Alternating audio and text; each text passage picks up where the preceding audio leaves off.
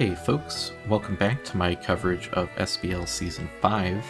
The drafting has completed at this point, so I figured this would be a good time to go over everybody's teams. This is just going to be a quick overview of all of the teams because I've got 20 teams to go through, and I figure once I'm highlighting specific matches, either of my own or of other players, then I can go a little bit more in depth on the Pokemon that they're using. For now, we're gonna just stick to broad strokes, really general ideas for the teams though. Let's start things off with my team. We have the Sunny Shore City Jolteons here, and as you might expect, my mascot Jolteon is right there at the very top of our list. I think Jolteon's really cool, and it's got some good synergy with a few of the Pokemon on this team. I was really excited about using several of the Pokemon on this list, so I'm really glad with what I got. I think that Clawitzer is kind of an underrated pick, so I'm really hoping to make some use of that. Altaria is really cool for good speed control, and it's got a lot of utility against weather teams. Sarina blocks priority. Mudsdale's crazy good in Trick Room. I think Pyroar could do a lot of work in a draft format. Stonejourner's got a really cool ability. Fletchinder, I kind of like its design more than Talonflame, and it's got some good support options, and you get priority Tailwind, so it's pretty good. And then you got Gengar and Annihilate, two really nice ghost types. They can both do a ton of damage, and they both have some tech of their own that I'm really excited to try out as well. But I won't talk too much about any of the stuff I got planned quite yet. We'll have to wait for the actual matches to show some of that off. But yeah, like I said, I'm really excited about this team. I think that this is going to be a really cool season. Now let's move on and take a look at the rest of the Iron Serpent League, starting with Hippojust. Hippojust has a team that can move really fast. He's got Noivern with its base 123 speed and access to Tailwind. And on top of that, he has Dragapult. Dragapult can put on some immediate fast pressure without the help of Tailwind, and then the rest of Hippojust's team can work really well with the Tailwind set up. I think Ceruledge could be a really interesting newcomer this generation. It's already proven to be pretty good in standard VGC play, and I think that Hippojust can show off what it can do in a draft format. Hippo also has a couple strong Eviolite users in Bisharp and Toadschool. I think both of those definitely are worth picking up, and I would not be surprised if those both become menaces in their own rights. He also has Ditto and Zoroark, both of which have some tricky gimmicks to them, Ditto being able to use Imposter to transform into the opponent, and Zoroark being able to disguise itself as one of its allies. So we could see some funny stuff there. Hippo's already made really good use of Ditto in Season 4, so Ditto isn't new to him. I'm sure that he's already pretty comfortable using it. And then other than that, there's a few potentially underrated picks like Toxtricity, Scovillain, and Spiritomb.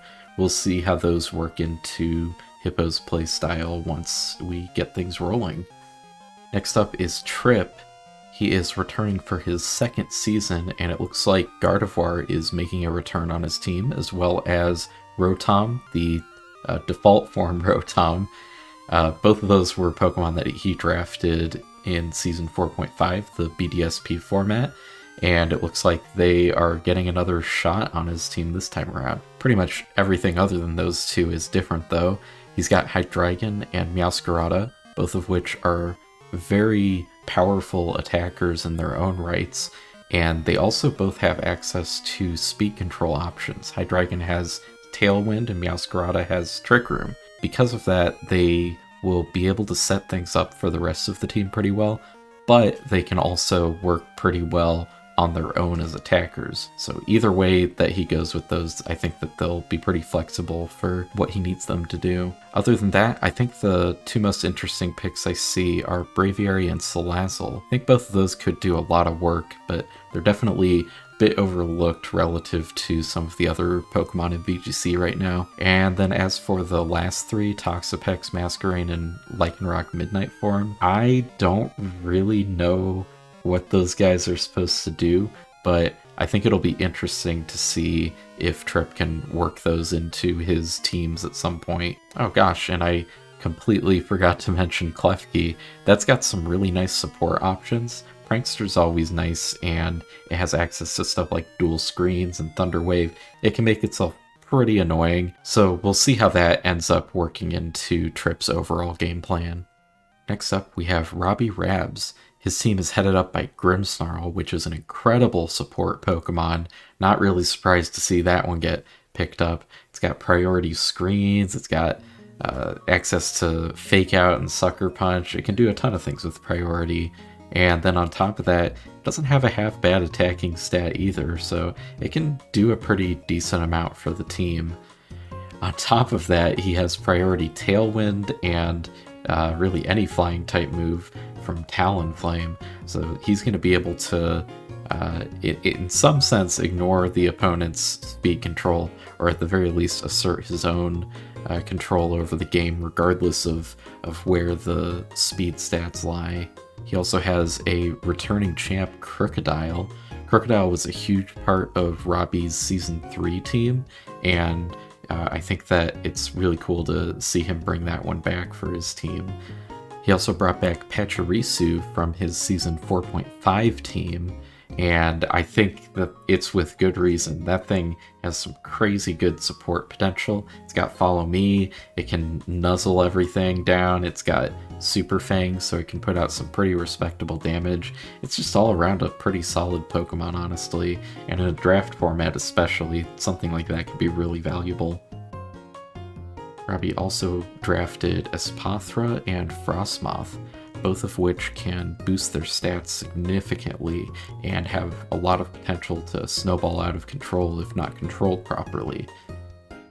And then for his last three picks, I think these are Pokemon that he sees some potential in that a lot of other people sort of count out. I think myself especially, I don't really see Squawkabilly doing a whole lot, but I am ready for Robbie to prove me wrong. Next we have Yuliko with a team headed up by Garganacl that is supported by Hippowdon with Sandstorm, as well as Slowking with Trick Room. He's got a lot of Pokemon actually that work pretty well in Trick Room, so I wouldn't be surprised if he opts for that most weeks. I think Vivian has access to Tailwind, and I could see some of his more mid-speed Pokemon possibly being able to work in that, but I think in general we'll probably see more of a Trick Room mode out of him. Yuliko's team features a lot of Pokemon that are new to Generation 9, so honestly, I'm not entirely sure what to expect out of him. I'll definitely be watching his matches to see exactly how his team all works together. Next up we have Alchemilla, who has built a team mostly around Torkoal. She ran a Sun team back in her debut season in Season 4, and it looks like she's returning to form here with Torkoal once again being the prime weather setter of the team. This time she has access to Lilligant and Sunflora to abuse that weather with their abilities, but I think that there's some potential for some other team members to make use of it as well. I'll be interested in seeing how she makes use of that primary sun mode, as well as how Pokemon like Mabostiff, Gallade, and Sneasel work into her overall strategy. And next is our commissioner, Jdoggen13. He is bringing a sand team to the mix this time around, headed up by Tyranitar. He's got an excellent Tailwind setter in Corviknight, who works really well in sand thanks to its steel typing, and he's got some great Pokemon to make use of the sand boosts, such as Lycanroc and Houndstone, both getting Sand Rush. He's also bringing back Donphan from last season, which he won, by the way. And he's definitely shown that Pokemon can do some work, so I'm excited to see that one back in his squad. He also brought back his mascot, Sableye, which I don't think he's had since Season 1. I might be wrong on that though, but I haven't seen him draft Sableye since then. And one Pokemon that I had my eye on since the beginning of this season is Heracross. I think that with Tailwind support, this thing can go crazy, and I think it works really well in the team that J-Dog's built, so I'll be excited to see that one as well. Other than that, I guess there's a few stragglers there. Toadsquirrel's got some pretty crazy redirection support and the ability to spam Spore at things, which is never a bad thing to bring along. He's also got Electros, which is a Pokemon that I know he's talked about before, so I'll be interested to see how he makes use of that. And then he's got Glaceon. That's something that I'm not sure how it works within this team, but I think that J-Dog's gotta have some sort of a plan with that thing if he drafted it. I guess we'll see once the matches get underway. And next up is Pixixie. While the draft was going on, I think just about every pick that Pixixie made, I was like, oh man, that's a really great idea. Choosing Tinkaton as his mascot did scare me away from picking it. I didn't want to be that guy that stole somebody's mascot, but I'm more than happy to let Pixixie run Tinkaton this time around. I'll just have to give it a shot some other season. But other than the star of the show, Volcarona is a pretty crazy good Pokemon in draft, I think. It's just got so much versatility, and now thanks to Terastallization, it can also get rid of its quad weakness, which makes it even better. He's also got some other solid support picks in Grafaiai and Mimikyu. I think that those two will be able to do a lot of work, so we'll see exactly how they work into Pixixie's game plan as the season progresses. Medicham can also do a lot of really solid support, but it's also got some potential to do some damage on its own, so we'll see exactly what the function of Medicham is going to be on this team, but I think that's a solid pickup as well. Quaquaval is also an interesting pick. I haven't seen a ton from it, but having a move that boosts your speed and an ability that boosts your attack seems like a really scary combination, so I think that there's definitely some potential for this Pokemon to go off too. I think Oricorio is also a really cool pick. It seems like it synergizes really well with Volcarona. We'll see if Raymond has any other tricks up his sleeve with this Pokemon. Raymond also picked up Zora, which has potential to be very funny and very entertaining. Back in Season 4, he picked up Zoroark and did some pretty fun strats with it, so we'll see if he can replicate that performance with its pre-evolution this time around. And then we have Malfever. Malfever has a really strong core in Indeedee Armarouge. He can basically guarantee himself Trick Room setup, so his team can work really well even if the opponent outspeeds him, but then he also has the potential to go fast. Bombardier can set up Tailwind for his team, and his whole team is in the zone where, depending on your speed investment, you can run him in Trick Room or in Tailwind pretty effectively. His team's going to have a lot of versatility to it, and the speed control option he chooses is just going to depend on what options his opponent has available. I think that Floatzel has a lot of potential to really take control of a match, both with speed control through Icy Wind and with its newly acquired Wave Crash. I also think Magnezone is worth watching out for. I think it's got a ton of potential in this meta. Being able to get rid of its ground weakness, or at the very least keep the opponent guessing with that, is pretty huge, and it's got really solid damage output. It can do a whole lot for a team. And the last Pokemon I wanted to mention from Malfever's draft is Morgrem. Now, Morgrem is obviously not as good as Grimmsnarl, but it's about 65 points less expensive. And for that price, I think that what Morgrem does is pretty dang nice. It can do a whole lot of what Grimmsnarl does, minus the damage output that you get from Grimmsnarl. So it's going to be a bit more supportive, and as far as attacking options goes, it's probably just going to go for something like Foul Play, but that's honestly going to be enough in a lot of situations. Just being able to stick around and set up screens and throw out parting shots and such for the team is probably going to be pretty huge. We'll see how Malfever makes use of this whole team over the course of the season, though. I don't know what the overarching plan is other than that Indeedee Armarouge core, but I'm sure that he's got a plan. And last in the Iron Serpent League, we have Richer sporting a Rain team. He's got Palafin and Pelipper. And if you just listed those two off, I would already say that, okay, that's a solid team. But he's got some really nice stuff to back it up as well. He's got Beartick, which can also make use of that rain. He's got Toxicroak to make use of dry skin in the rain.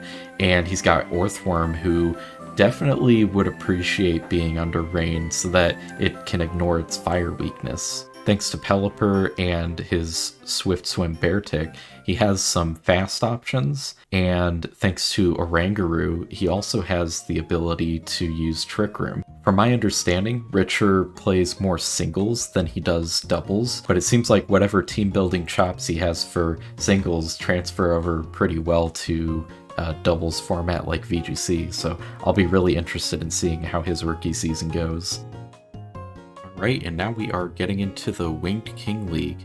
We're starting off here with Maddie, who has a Goldengo team. He has some solid speed control with Talonflame's Priority Tailwind and Toadscruel's access to Trick Room. He also has my mascot, Jolteon, on his team, so you know he's got a solid team. And of course, you can't overlook Azumarill. It can run a belly drum set and be really hard to deal with for a team if you're not properly prepared. Interestingly, it could also run a Perish Song set.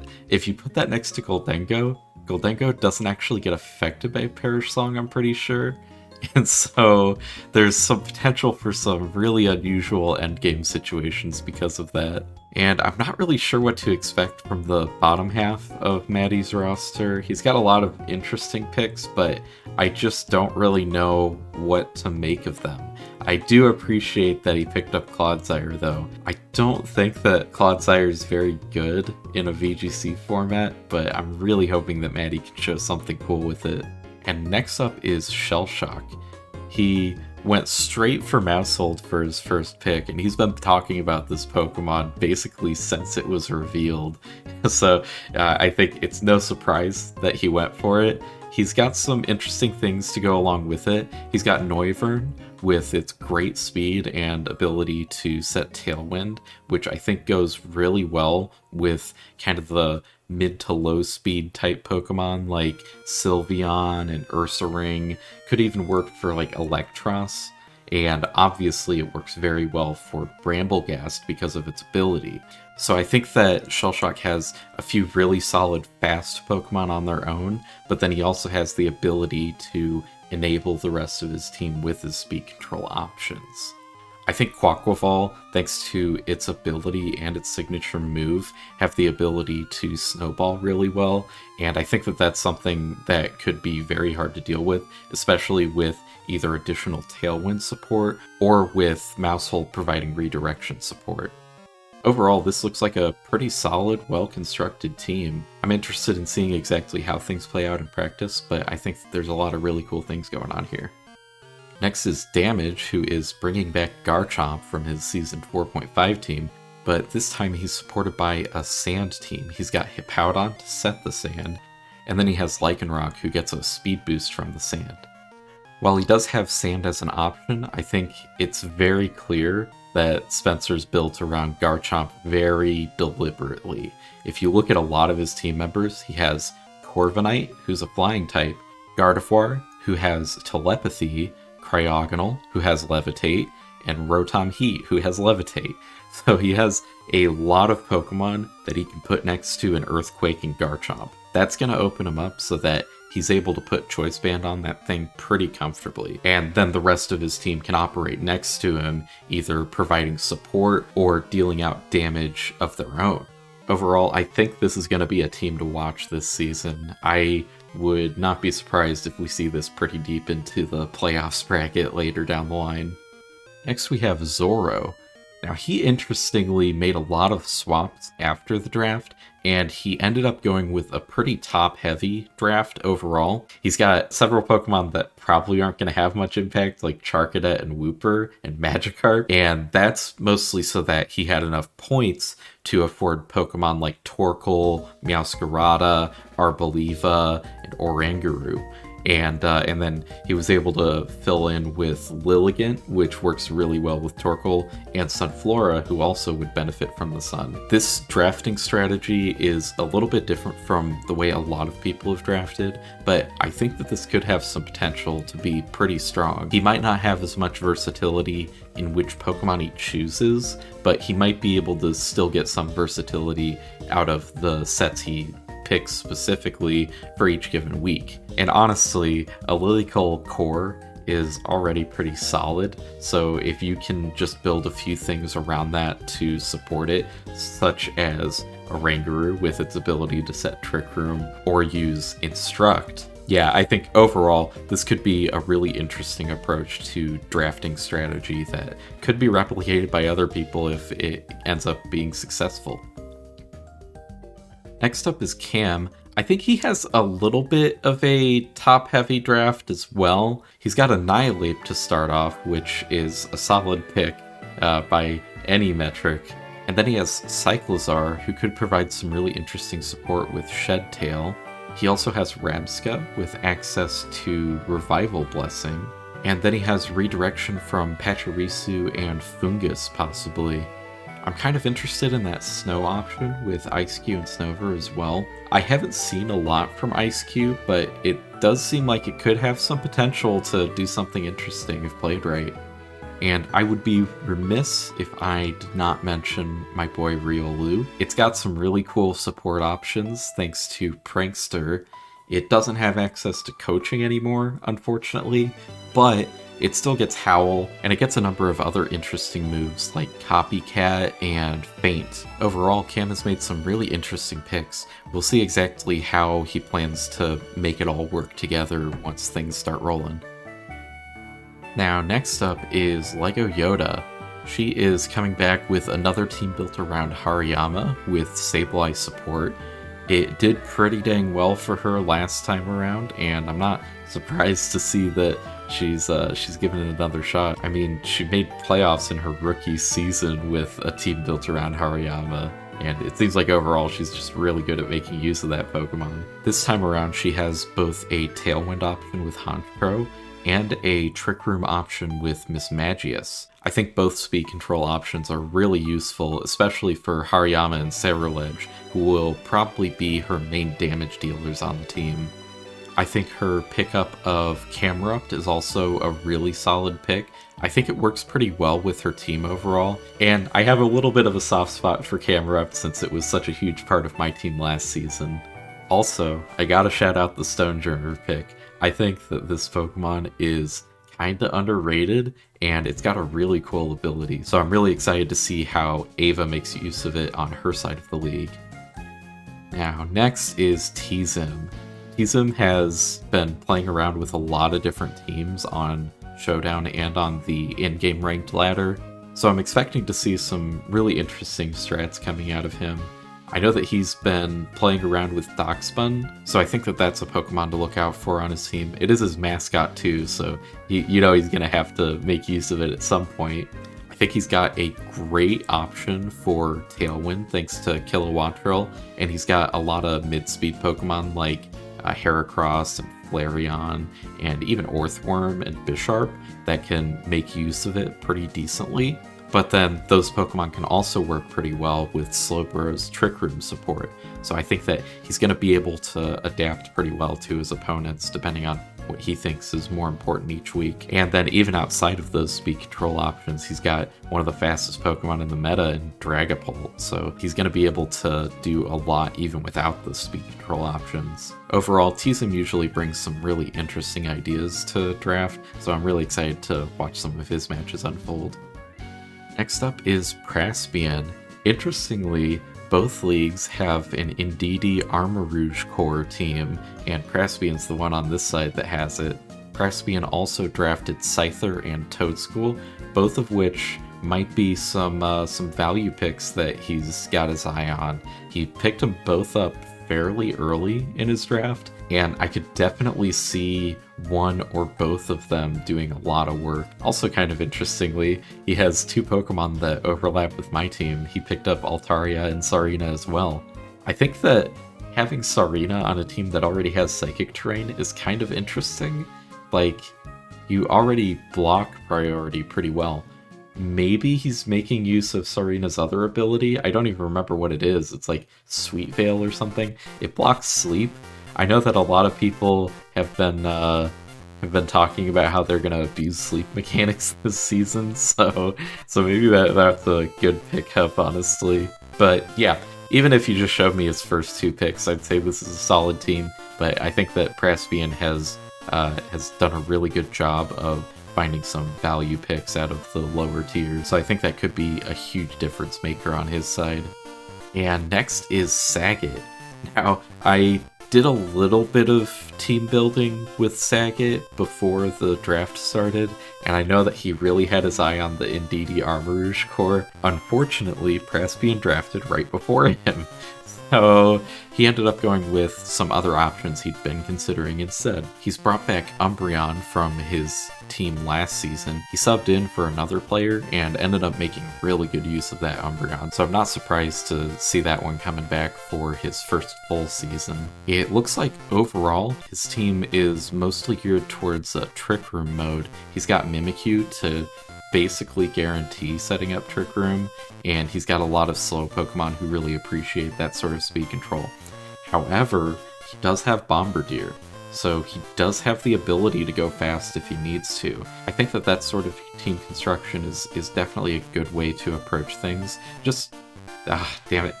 Okay, we'll pick back up with Sagat later. Next up we have Sagat's team. Now, I know that Sagat had his eye on the Indeedee Armor Rouge combo. Unfortunately, Praspian drafted right before him, so he had to change his plans a little bit. Even so, he ended up with Grimmsnarl, who's a fantastic support Pokemon, so I don't think he can be too upset. He's also bringing back Umbreon from his Season 4.5 team. He's got a solid Trick Room core thanks to Mimikyu and Mudsdale, and then he has some good potential for a fast mode thanks to Bombardier, Toxtricity, and Pyroar. I'm also really interested in seeing how he makes use of Dunsparce and Kamala. I don't really know a ton about what either of those do, but I feel like Sagat's gotta have a plan if he picked those two up. And last up, we have Cyber. He headed his team off with Hydreigon, who I think is a fantastic Pokemon for draft. It can provide a lot of offensive pressure on its own, but then it can also set up for the rest of the team by providing Tailwind. On top of that, I think that anyone who's watched any VGC can see how much Terastallization has benefited this Pokemon, so being able to make full use of that in a draft format is going to be extremely beneficial. He has some really solid special attackers in Skeledirge and Clawitzer, both of which are at kind of the mid to low speed range, allowing them to work in both Trick Room and Tailwind. He also has some scary physical attackers in Gallade, Haxorus, and Donphan. And then to round out the team, he has some good supporting Pokemon such as Klefki and Vivillon. I think overall this is an extremely well constructed team. I'm not surprised that Cyber was able to put something like this together. He's a fantastic player and a seasoned champ. So we'll see exactly how he ends up piloting this once he jumps into his matches. Well, I think that about does it for the draft breakdown. I think we have some really fun and interesting teams put together for this season, and I'm really excited to see exactly how things turn out. As mentioned before, I'll be breaking down my own matches, as well as highlighting matches that I think are interesting each week, so stay tuned for more of those.